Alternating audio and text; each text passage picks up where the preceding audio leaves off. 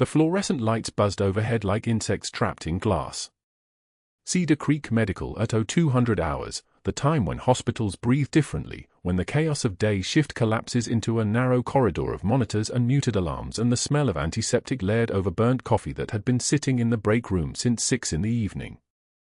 Margaret Walsh moved through the ICU like someone who had learned long ago that being invisible was a kind of power. 52 years old, grey hair pulled back in a bun so tight it could have been a tactical restraint, wearing second-hand scrubs that had faded to the colour of storm clouds after 100 hospital washings. She checked vitals on the patients in her section with movements so economical, so precisely calibrated, that a stranger watching would have seen only routine. Hands that had once held a tourniquet while bullets snapped overhead. Hands that had calculated drug dosages faster than pharmacy software while combat medics screamed for direction in languages she understood. Hands that had stitched arterial bleeds in the dark using nothing but touch and muscle memory and the kind of calm that comes from having already survived the worst. Captain Torres lay in bed for East Army Ranger, evacuated from Bagram Airfield 72 hours ago with shrapnel wounds that looked worse than they were and a fever that looked better than it should have been. 28 years old, the kind of young that made Margaret's chest tight in ways she had learned not to examine. His left shoulder was bandaged in a way that suggested the surgeons had done their job but that his real recovery would depend on someone catching the infections before they took root, on someone knowing the particular way infection announces itself in rangers who had been operating in the Hindu Kush, on someone who had spent 3 tours understanding the difference between what the monitors said and what the body was actually telling you. Margaret adjusted his full line with her thumb, checking the flow rate, her jaw moving slightly as she counted. Everything normal. Everything exactly where it needed to be. She did not linger at his bedside the way other nurses did. Lingering attracted attention. Attention attracted questions. Questions led to explanations that she could not give. The break room was empty at 0207 when she went to change for the second half of her shift. Margaret kept a spare set of scrubs in her locker, kept everything minimal, kept her life arranged in compartments that did not touch each other. The jacket she had worn to work was the same canvas thing she had worn for 3 years, faded navy, pockets worn soft from use. She hung it on the hook and reached for fresh scrubs when her hand brushed the inner lining and felt the texture of something sewn there, something that should not have been there. Her fingers stilled. Her breathing did not change. A controlled pause, nothing more. She unfolded the jacket and looked at the stitching, careful and old, and there it was. A patch. Small enough to fit in her palm. Faded to the color of dust and time. The image of it, her unit insignia, the one she had not seen in 14 years, the one that was supposed to have been buried deeper than classified documents, deeper than the official record that said Margaret Walsh was a civilian nurse with an associate degree and nothing else. The stitching was deliberate. Someone had sewn it there, which meant someone else had known it was there, which meant the compartments she had built so carefully were not as airtight as she had believed. She ran her thumb over the threads. One careful movement.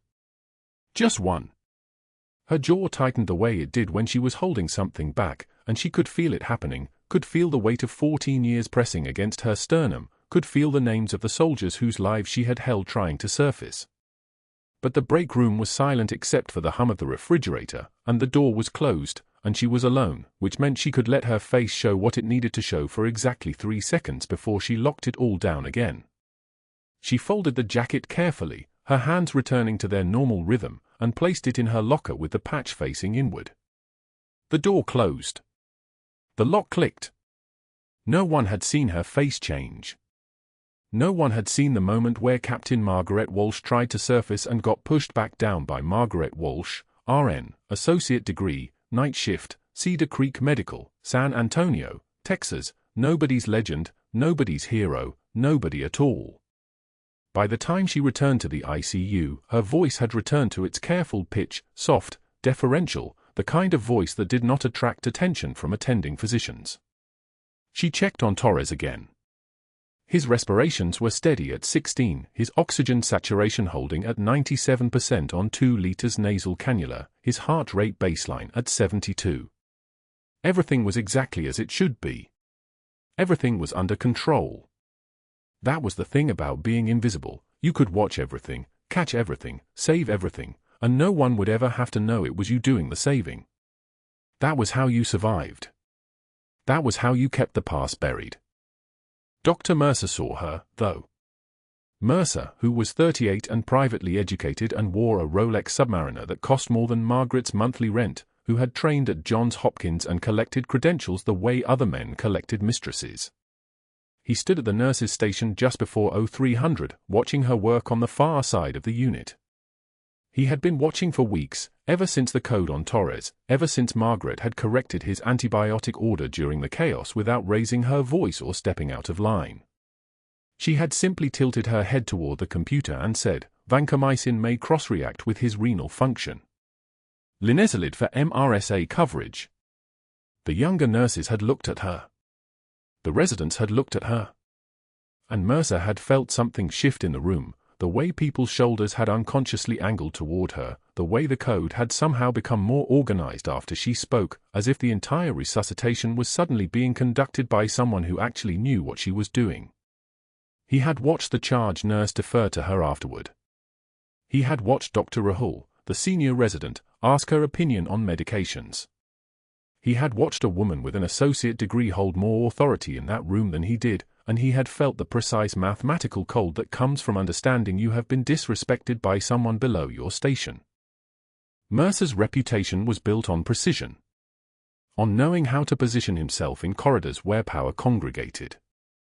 On understanding that credentials were only credentials if they remained untouched, that authority was a fragile thing that needed to be reinforced constantly, that a nurse, worse, an older nurse, a woman wearing second-hand scrubs, did not get to correct an attending physician without consequences. He had already made calls. He had already planted seeds. The chief of staff had a meeting scheduled for Monday, and Mercer had prepared his remarks carefully. He would mention, in passing, how concerned he was about scope of practice violations. He would note, with theatrical sadness, that Margaret Walsh seemed to be functioning above her credentials. He would wonder aloud, in the tone of someone who genuinely cared about patient safety, whether the hospital should audit her recent cases. None of it would be a lie. All of it would be a weapon. He watched her now, moving between Bed for East and the medication dispensary with that strange fluid efficiency, and he understood, in the way predators understand, that she was not what she appeared to be. But what she actually was would be irrelevant once her credibility was questioned. Once the attending physician started wondering whether she could be trusted. Once the younger nurses stopped deferring to her and started avoiding her. Invisibility, he was beginning to understand, could be weaponized. A person could be made invisible not by absence but by presence, by being marked as unreliable, by being whispered about, by having their competence slowly meticulously systematically dismantled in the spaces where reputations lived and died. He stood and walked toward the vending machine where Margaret was selecting coffee at 0318.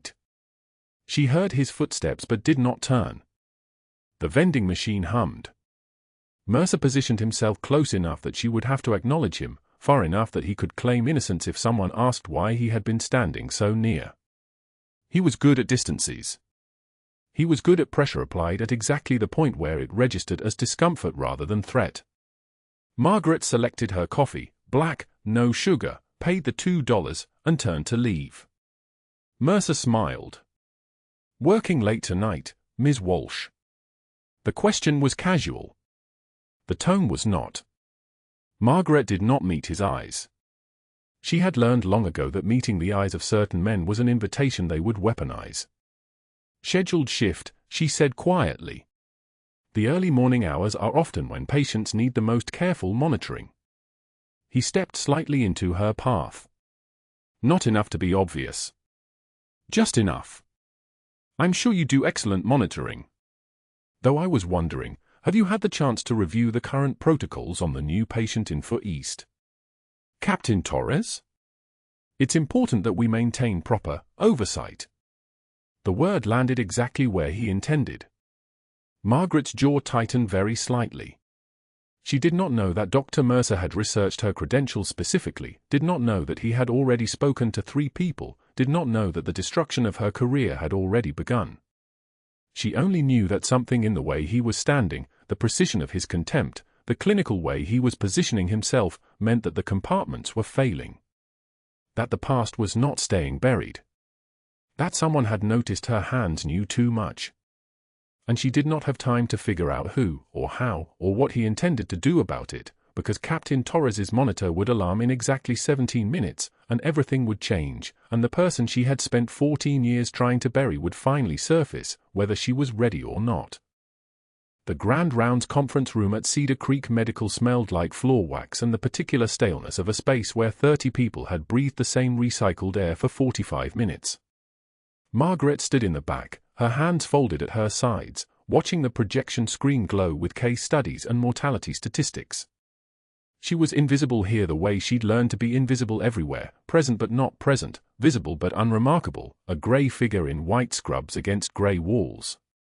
Dr. Mercer stood at the front of the room with the posture of a man who'd never questioned his right to own the space. His surgical privilege badge swung from his neck like a price tag on a suit he'd bought to announce his importance. "I want to discuss confirmation bias," Mercer said, clicking to a new slide. "The dangerous assumption that confidence equals competence.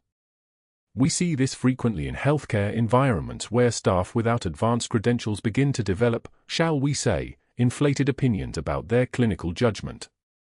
His voice carried the theatrical concern of a man performing concern for an audience. "It creates liability. It puts patients at risk." He clicked again. The slide showed a case Margaret recognized, a patient with sepsis who'd coded 3 weeks ago. Mercer had missed the early signs. She'd flagged them in charting.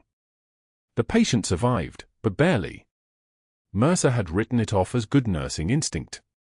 Now he was using it as a teaching moment about scope creep. "Nurse Walsh," Mercer called, turning toward the back of the room. Not a question. A summons. Every head turned. Margaret felt 30 pairs of eyes rotate like mechanisms toward her. "You're actually the perfect example of what I'm discussing. You treated this patient before the resident saw them, correct? I completed an initial assessment, yes. And you documented concerns about sepsis protocol deviation. The patient's lactate was elevated. Core temperature was rising. White count spike." Margaret's voice remained level, informational, like she was reading a weather report. "Standard assessment parameters." "Exactly." Mercer smiled like he'd caught her in something. "Those parameters fall under physician evaluation. Yet here you are, a nurse with a community college degree, making clinical interpretations that, frankly, require medical education. Tell me, where exactly did you get your training in sepsis recognition?" The silence that followed was the kind of silence that happens when 30 people suddenly realize they're witnessing something. The fluorescent lights hummed overhead like they were holding their breath. "My clinical experience," Margaret said. "Your clinical experience." Mercer repeated it slowly, as if he were translating from a foreign language.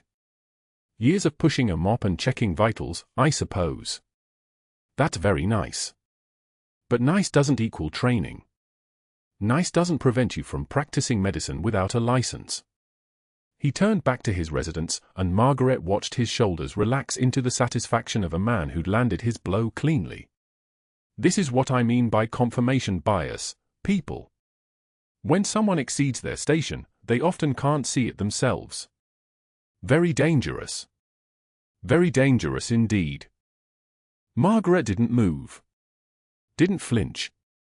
The trembling that wanted to start in her hands, she killed it before it could begin, pressed it down into the solid bedrock of 14 years of discipline. Her jaw tightened, just barely, the kind of muscle clench that nobody catches unless they're looking. She kept her eyes fixed on the back wall, on a motivational poster about teamwork that featured a group of geese flying in formation.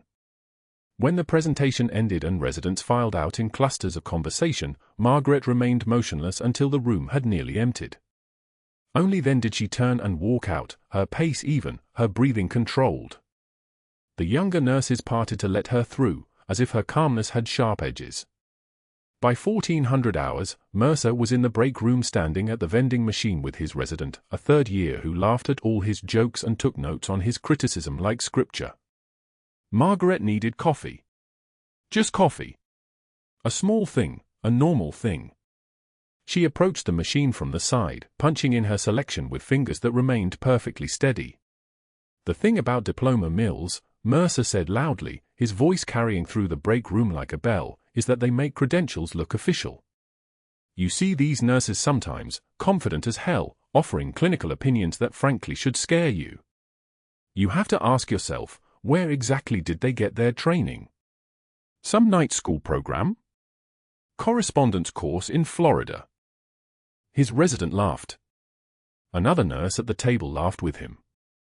Margaret's hand paused for exactly 1 second as she reached for the cup sliding out of the machine. 1 second. Long enough for Mercer to notice. Long enough for him to know she'd heard. Then her hand moved again, steady as a surgical laser, and she retrieved her coffee. You'd think someone working in a hospital environment would at least have the humility to recognize the limits of their training, Mercer continued, making sure his words landed. But some people, they come in here, they've read a few articles, they talk to some patients, and suddenly they think they're physicians. It's remarkable, really. The lack of self-awareness. Margaret turned and walked toward the door without a word. Her knuckles had gone white around the paper cup. She didn't allow her pace to quicken. She walked the same speed she always walked, through the same corridors she always walked, past the same people who suddenly seemed to be watching her differently.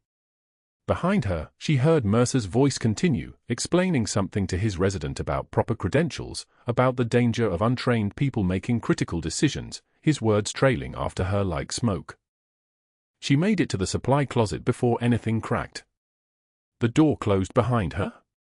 She gripped the edge of the metal shelf until the trembling stopped, feeling the cold stainless steel bite into her palms. The supply closet smelled like bleach and cardboard and the particular sterile nothing of a place nobody spent time. She counted her breaths, in for 4, hold for 4, out for 4, until her hands released their grip and her heartbeat settled back into a normal rhythm. When she returned to the unit, the charge nurse who'd defended her 3 days ago, the one who'd mentioned Margaret's competence in front of Mercer, wasn't at her post. Margaret found her in pediatrics, newly transferred, looking confused and angry. "When did that happen?" Margaret asked quietly. "This morning. Mercer called the chief and recommended me for more the specialist training. No discussion. No option." The charge nurse's face was flushed. "I think it was because I—" "Yes," Margaret said. "It was." She understood then, with the clarity that comes from having spent years reading hostile environments, that Mercer was restructuring. Removing her allies, installing his people, creating an apparatus where she had nowhere to move without being seen. By evening, her schedule had been rewritten. She was now assigned exclusively to the night shift, to his night shift, working under an ICU supervisor she'd never met before, someone who was Mercer's ally by definition of his hand selection. The nurses who'd worked beside her for 3 years stopped making eye contact in the hallway. Her charting was flagged for review with small red markers on her notes, as if her clinical assessments were now suspect. She'd been quarantined. Subtle. Professional. Devastating. She was changing Captain Torres's chest tube dressing when he spoke about his old unit. "You know the 75th?" he asked, watching her hands work with the practiced precision of someone who'd done this in a tent under fire. He was young, maybe 28, with the lean exhaustion of someone who'd seen things that changed the way he understood the world. His shrapnel wounds were healing. He'd likely walk out of here and go back to some cubicle somewhere, try to become a normal person, fail quietly at night.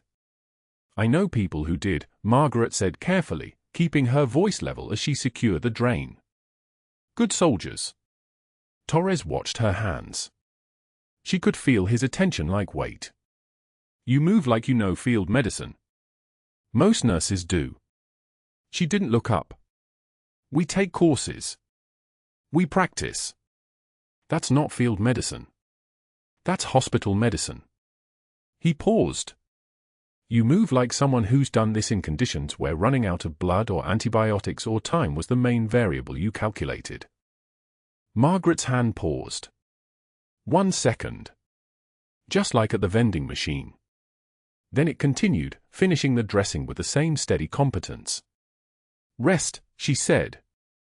"You need rest." That evening, she found Torres in the break room holding a tactical medicine journal from 2019, his finger on a citation, Combat Aid Station Protocols Under Fire, Captain M. Walsh, 75th Ranger Regiment. His eyes moved from the name to her face. The recognition didn't need words. It lived in the silence between them, heavy and undeniable. She closed the journal gently and walked out. By 1600 hours the next day, Mercer was standing outside Torres's room with paperwork in his hands and that particular expression of satisfied concern on his face. Margaret was approaching with fresh dressings when he stepped in front of her. "Nurse Walsh, I need to discuss Captain Torres's care team." His voice was low, private, just for her. "I have some concerns about the nursing staff assigned to his case. I'm making some adjustments for his safety. I'm installing new protocols. You'll be removed from his direct care effective immediately."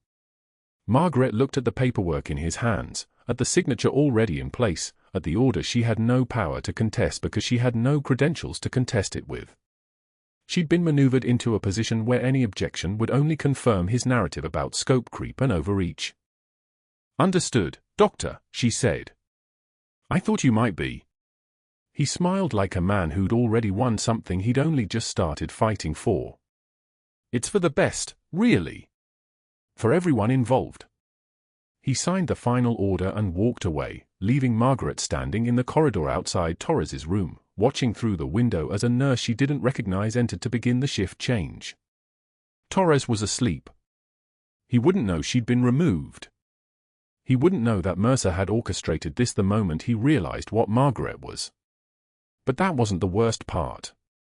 The worst part was realizing that 14 years of invisibility, of careful construction, of burying Captain Margaret Walsh in 8 fathoms of civilian life, all of it had been fragile as paper.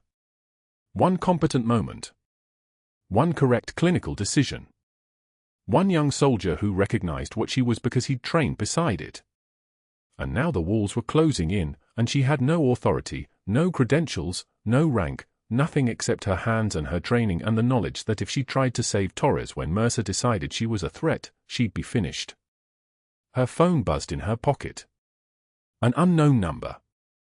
A message in all capitals, "Need to talk." About Operation Sandpiper. Call this line. Secure. She deleted the message and walked back to the unit, wondering who exactly had been watching her all along. She walked back to the unit at 0147, her shoes making no sound on the tile, a habit from years of moving through spaces where noise meant discovery.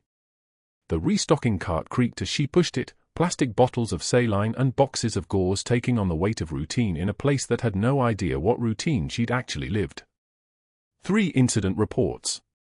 She'd overheard the unit clerk whispering about them to another nurse, the details filtered through gossip, scope violations, unauthorized assessment, practicing beyond credentials.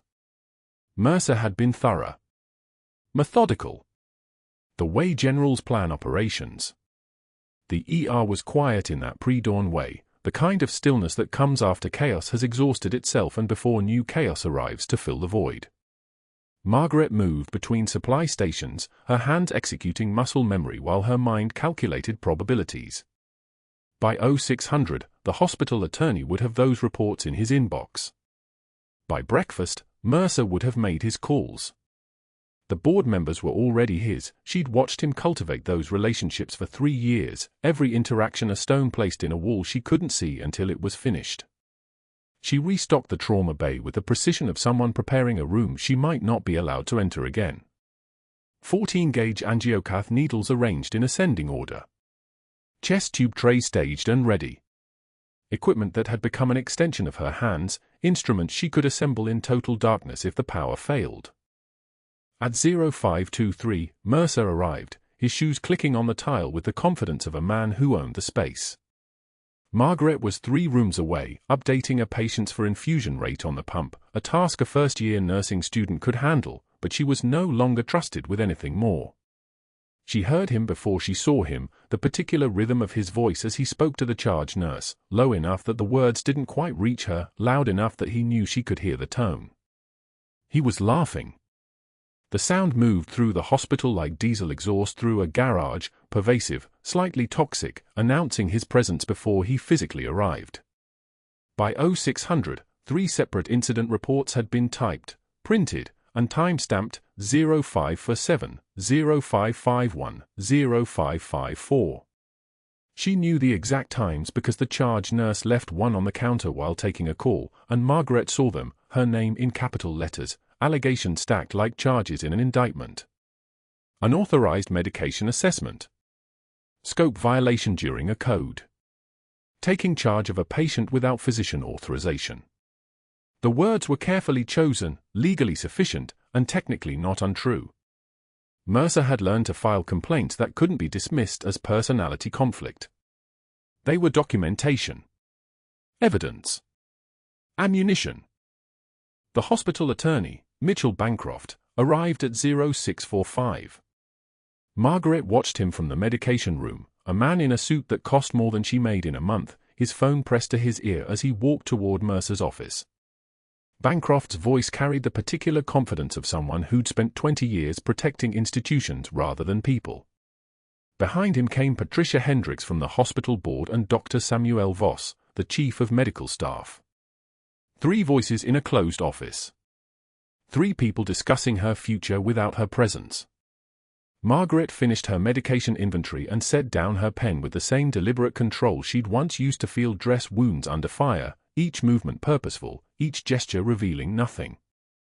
The conversation lasted 42 minutes.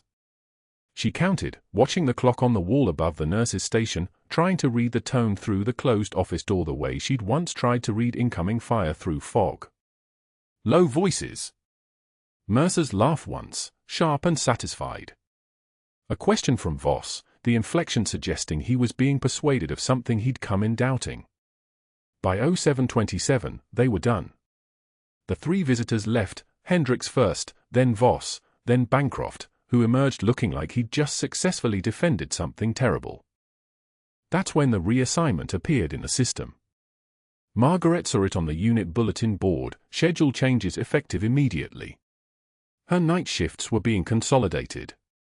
Her access to the medication dispensary was being restricted. She would need a charge nurse's verbal authorization for any medication above a certain cost threshold. Her access to the advanced cardiac monitoring station was removed entirely. She could no longer chart independently on critical patients without physician review. The changes were distributed across multiple memo lines, framed as quality assurance protocols and credential verification procedures, but they were all the same action taken 4 different ways: isolation. Mercer had moved from public humiliation to strategic suffocation. He was cutting off her oxygen supply slowly, systematically, in ways that were difficult to challenge because they looked like policy rather than retaliation. It was the work of someone who understood that the best way to destroy someone wasn't through one dramatic act, it was through 1,000 small restrictions, each one reasonable in isolation, together forming a cage. By 0815, the message came, Margaret Walsh to report to Human Resources at 0900. Not requested. Not suggested. Required. The tone was administrative, the kind of communication that was never good news. She finished her shift tasks with the same precision she'd brought to every shift for 3 years, medications charted, patients assessed, equipment checked. When 0859 arrived, she walked toward the HR office on the 3rd floor, her scrub still damp from a night of work, her hands carrying the faint chemical smell of hospital soap and antiseptic. The elevator rose slowly, and she watched her reflection in the polished steel doors, a woman with grey hair pulled back tight, a face that revealed nothing, eyes that had seen things that most people in this hospital would spend their entire lives trying to unsee. The HR office had the particular sterility of a place designed to remove humanity from human decisions. Fluorescent panels flickered overhead, casting light that made everyone look slightly ill. Behind a desk sat Jennifer Wu, the HR coordinator, and next to her sat Bancroft in the same suit, his expression neutral in a way that suggested he'd done this many times before. 2 manila folders sat on the desk between them, both bearing Margaret's name. Margaret, thank you for coming. Wu's voice was rehearsed, the kind of professional courtesy that preceded bad news. We've received several reports from medical staff regarding scope of practice violations. Dr. Mercer has documented specific incidents over the past months. I see. Margaret's voice was steady, the same voice she'd used in a dozen aid stations under fire, the voice of someone for whom fear had been replaced with information. Wu slid a folder across the desk. Inside were the 3 incident reports, the ones Margaret had seen the timestamps for. But there was also a 4th document, dated this morning at 0742, an email from Mercer to the board recommending immediate termination for patient safety concerns. The email referenced her pattern of insubordination and persistent disregard for the chain of command, described her as a liability to patient care, and concluded that her employment posed an unacceptable risk. These allegations are serious, Wu continued. We've determined that a termination is appropriate, effective immediately. Bancroft slid a second folder across the desk. Inside were Margaret's termination papers. Already printed. Already signed by 3 people. Already executed. The decision had been made hours ago. The meeting was merely the announcement of a verdict that had been reached before she even woke up this morning. But that wasn't the worst part. There was a line in the termination letter that made her pause.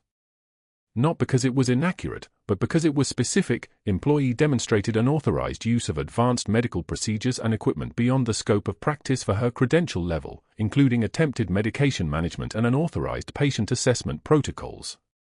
Mercer hadn't just documented her competence. He documented it in language that would follow her, language that suggested not incompetence, but overreach. Not a mistake, but willful violation. The next hospital she applied to would read this and see not a qualified nurse, but someone who'd exceeded her authority. The file was weaponized. The termination was surgical.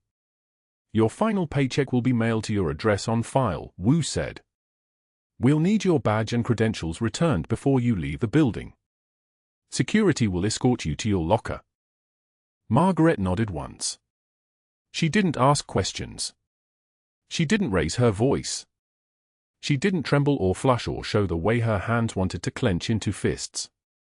Instead, she did what she'd done for 20 years when orders came down. She accepted them and moved to execute them. She stood, gathered the folders, and followed the security guard toward the elevators. The walk to her locker took 3 minutes. The walk past the nursing stations where she'd worked, where she'd held dying people's hands, where she'd corrected dosages and caught errors and kept people alive, that took forever. She opened her locker and stared at the scrubs folded neatly on the shelf. 3 years of shifts. 3 years of being invisible. 3 years of being just a nurse, the words Mercer had whispered with such contempt that they'd become a kind of curse. Her hands moved through the motions automatically, badge into a small envelope, credentials stacked and tied with a rubber band, personal items, a phone charger, a pen that had belonged to someone else, the small photograph of Dylan from his high school graduation that she kept because she couldn't bring herself to look at it anywhere else. And underneath the scrubs, pushed into the corner of the locker where no one would see it, was her jacket. The one with the unit patch sewn into the lining, the thread still visible if you knew where to look, the emblem of a unit that officially didn't exist anymore, the marker of an identity that had been buried so completely that she'd almost convinced herself it had never been real. She left the hospital through the service entrance at 0927, her personal items in a paper bag that the security guard provided without making eye contact. The San Antonio morning was already hot, the kind of heat that pressed down like a physical weight. She stood in the parking lot for a moment, the paper bag in her hands, and waited to feel something, rage, despair, the kind of breaking point that was supposed to come at moments like this. But there was nothing. Just the sound of traffic in the distance, just the heat on her skin, just the very particular silence that comes when a life suddenly stops and another one hasn't started yet. She walked to her car and sat in the driver's seat with the door open, letting the heat inside, and for the first time in 20 years, Margaret Walsh wasn't sure who she was supposed to be. The monitor alarm screamed at 0145. Not the soft rhythm of routine warning, but the distinctive staccato shriek that meant respiratory distress, a sound Margaret's hands recognized before her conscious mind caught up. She was 3 rooms down, checking the 4-line on a post-op patient, and her body moved before permission arrived. The sound pattern was unmistakable. Tension pneumothorax. The kind of cascade that kills in 90 seconds if you wait for the resident to remember his protocols. The hallway fluorescent lights cast everything in surgical white. Her shoes made no sound on the linoleum, 20 years of moving through hospitals the way ghosts move through walls. She was at Torres's doorframe in 4 seconds, taking in the scene the way her hands had once surveyed a battlefield, resident with an ultrasound probe, fumbling, jaw clenched in panic, Torres's chest rigid as concrete, his breathing shallow and labored, trachea already deviating toward the right, oxygen saturation numbers dropping like a countdown, 89, 86, 83. The wall of monitors told a story written in vital signs. This man had maybe 90 seconds before his heart stopped pushing blood. She didn't ask permission. Permission was a luxury people with time afforded themselves. Margaret moved to the crash cart with the fluid economy of someone who had done this in worse light, worse conditions, worse everything. Her hands found the 14-gauge needle and catheter without conscious thought, muscle memory pulled from a decade she wasn't supposed to remember, from a desert airfield and a sandstorm and a medic station under fire. The resident tried to speak. "Wait, we should call Dr. Mercer, we need authorization for any procedure." She positioned herself at Torres's right second intercostal space, midclavicular line. The anatomy was still there, mapped in her nervous system like a scar that never fully healed. One hand stabilized his chest wall. The other hand moved with the kind of precision that comes from having already done something 1,000 times in conditions where mistakes meant body bags. The needle slid in at the exact angle. The hiss of released pressure filled the room like a sigh of relief from the universe itself. Air escaped in a whisper, the sound of lungs that could finally expand, of a chest wall that could finally move, of physics reasserting itself over biology's rebellion. Torres's body went slack against the mattress. His trachea shifted back to midline almost immediately, like a compass needle finding north. The monitors responded with their own relief, oxygen saturation climbing through the 80s, the heart rate dropping from frantic to merely urgent. 82, 87. 91, 94. By the time Margaret withdrew the needle, his stats were climbing like a sunrise. For seconds. The entire procedure. The resident stood frozen against the far wall, his ultrasound probe dangling from his hand like an indictment of his uselessness. That was when Dr. Mercer burst through the door. His face came first, that moment of confusion before recognition, that split second where he saw the scene and couldn't immediately process why a night shift nurse was standing over an unconscious Army Ranger with a 14-gauge needle in her hand and recovered vitals on every monitor. Then his face went crimson. Actually crimson, the color of rage that has been waiting for justification. "What the hell do you think you're doing?" Margaret set down the needle with the kind of care you'd use setting down a newborn. Her hands were perfectly steady. Her face was showing nothing, a mask so complete it was its own kind of honesty. He had a tension pneumothorax. 90 seconds from arrest. That's not your determination to make. Mercer's voice climbed the register like a siren finding its pitch. You just performed a procedure without authorization, without supervision, without any right to be anywhere near this patient. This is exactly what I warned them about. This is exactly why protocols exist. The protocols don't save people who have 90 seconds. She said it quietly. Just a statement of fact, the way you might observe that water is wet or that gravity works. Mercer's jaw clenched so hard she could see the muscle jump beneath his skin. He spun toward the door. Security. Now.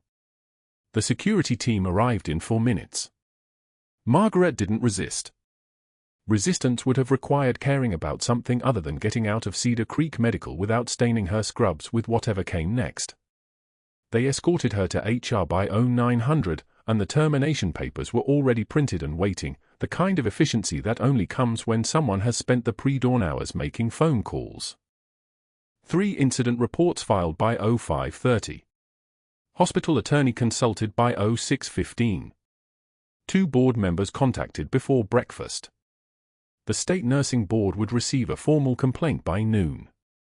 The charges were typed out in precise bureaucratic language, unauthorized procedure, practicing beyond scope of licensure, insubordination, potential patient endangerment.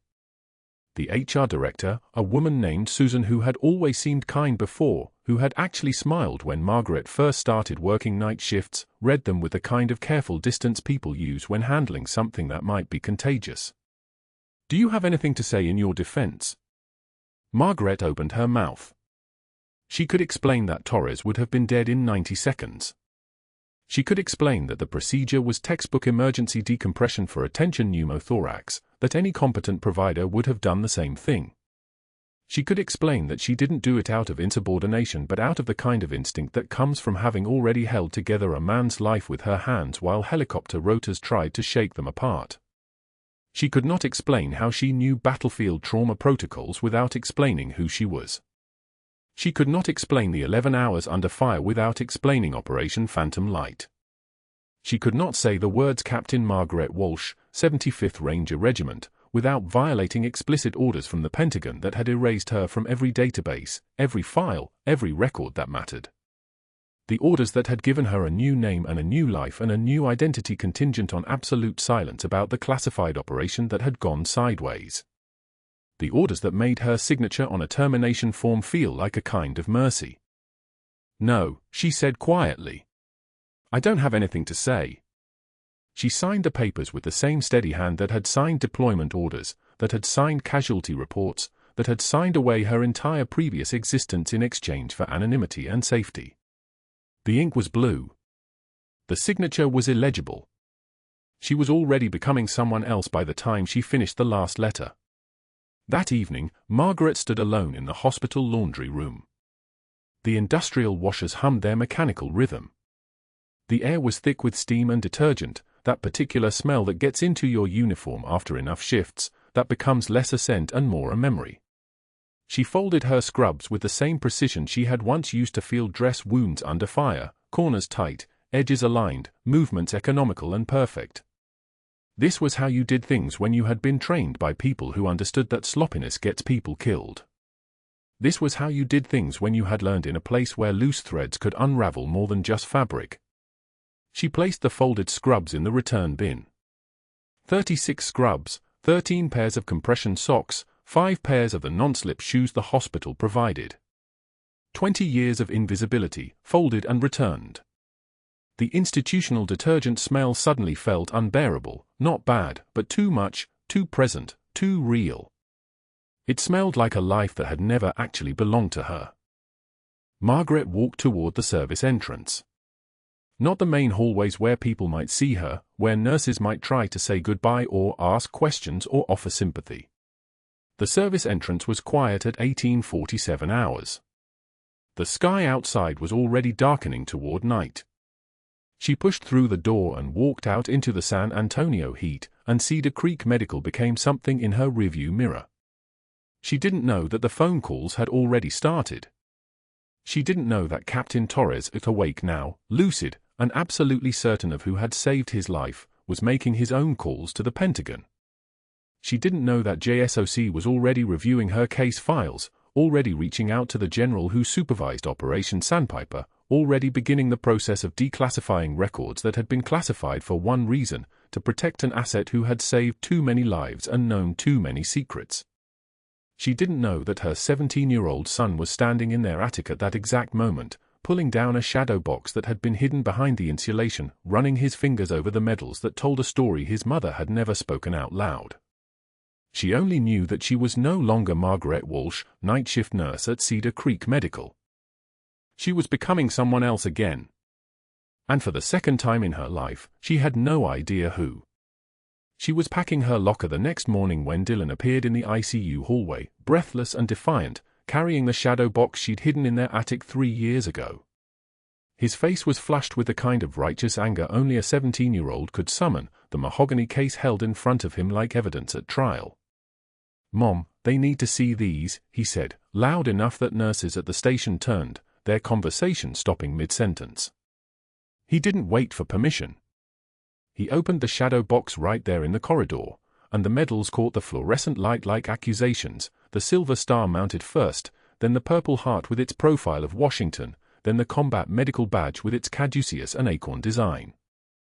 The display case had been packed away since the day the Pentagon erased her name from every official record, since the day she'd been given a new social security number and a cover story that said she was just another RN with an associate degree and steady hands. Captain Torres stood in his doorway, still tethered to his four-pole, and when he saw those medals his entire body went rigid. His jaw worked silently for a moment, then he whispered it like a prayer or a curse, Reaper 6. You're Reaper 6. The call sign hit the corridor like a shock wave, bouncing off tile and fluorescent fixtures, and every nurse within earshot froze. Reaper 6. The call sign she'd earned at Bagram, the one that belonged to a woman who'd maintained a combat aid station under sustained fire for 11 hours straight, who'd been written up in a citation that was now classified so heavily that even the Pentagon pretended it didn't exist. Torres pulled his phone out with trembling hands, his thumb finding something he'd apparently memorized and read it aloud, his voice cracking on every other word. For conspicuous gallantry during Operation Phantom Light, Captain Margaret Walsh maintained a combat aid station under sustained fire for 11 hours, performing 23 life-saving interventions while sustaining 2 separate shrapnel wounds and refusing medical evacuation.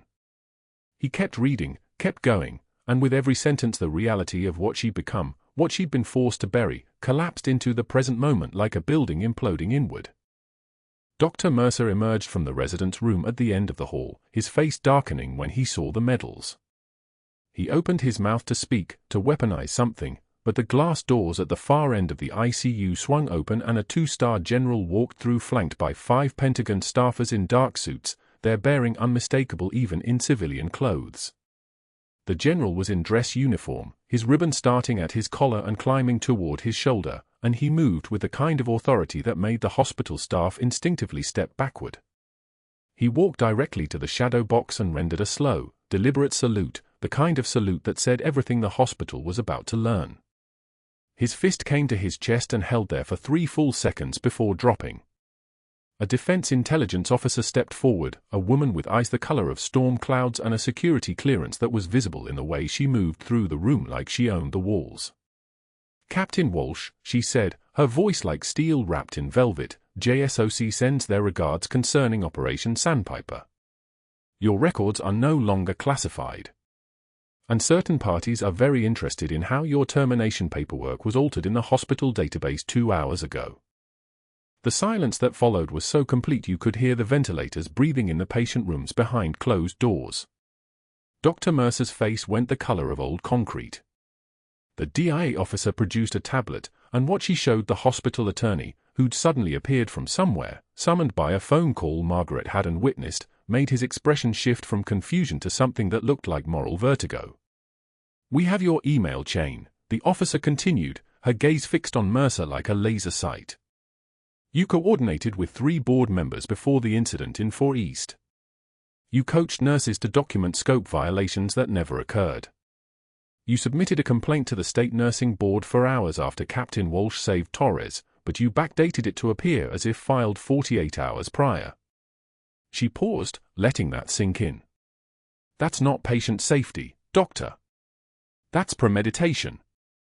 Dylan stood with the shadow box still open, watching Mercer the way a soldier watches an enemy trying to figure out an escape route. Margaret remained motionless, her expression unchanged, but something had shifted in her, a door that had been locked for 36 months swinging open on rusted hinges. The general turned to Mercer and said simply, "Your surgical privileges are suspended pending federal investigation.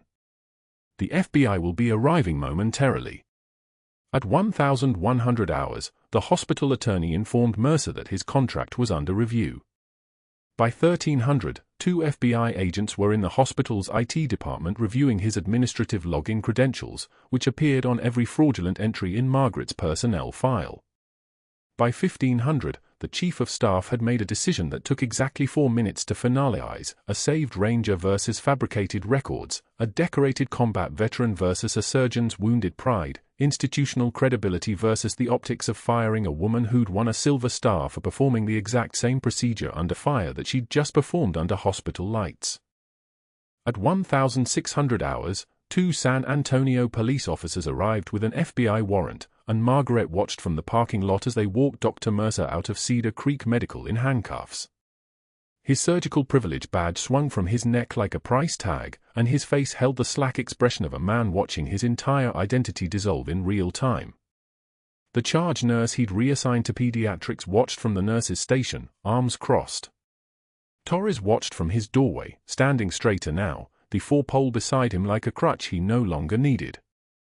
And Margaret stood in the parking lot with Dylan beside her, rain beginning to fall, and she exhaled for the first time in 24 hours, a long, slow breath that sounded like a patient being extubated, like something finally being released back into the world. 6 months later, Cedar Creek Medical had reorganized its trauma services under new leadership.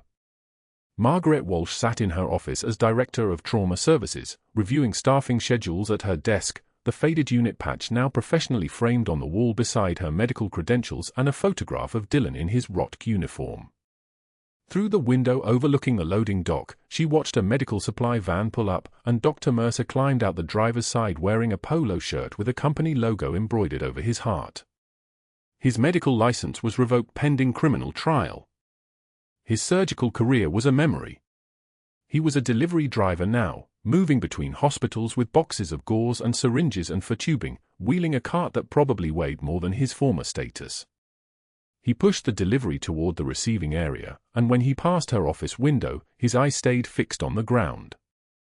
He couldn't meet her gaze. She signed for the shipment with the same steady hands that had once held together an aid station under sustained fire, and Mercer simply nodded and turned away, disappearing into the San Antonio heat. Captain Torres came by the office on his way to Fort Benning, fully recovered now, assigned as a combat medic instructor. He stood in her doorway with the same posture he'd had when he whispered her call sign, but this time his eyes were clear and direct. They should know, he told her. Not just what you did. Why it mattered. She nodded, understanding that the story was no longer hers alone to keep buried. Dylan stopped by after school that afternoon, proud in that way 17-year-olds are when they realize their parent was hiding something extraordinary all along, something that mattered in ways his civics class had never touched. The intercom interrupted them. Dr. Walsh, trauma incoming, ETA 3 minutes. She stood, and the young resident waiting in the hallway looked nervous, uncertain, the way Margaret had felt on her first shift before she'd learned that competence was its own authority. She guided the resident through the assessment with the same calm precision she'd shown that night with Torres, teaching instead of hiding now, visible instead of ghost. The resident successfully placed a chest tube without complication, beaming with accomplishment, and Margaret nodded approval. Then she said it quietly, more to herself than to anyone else, power is not a title. Power is the ability to help. If this story resonates with you, if you've ever been underestimated by someone who didn't know your full story, subscribe to the channel and hit that notification bell. Drop a comment. Have you ever judged someone only to find out you were completely wrong about who they were?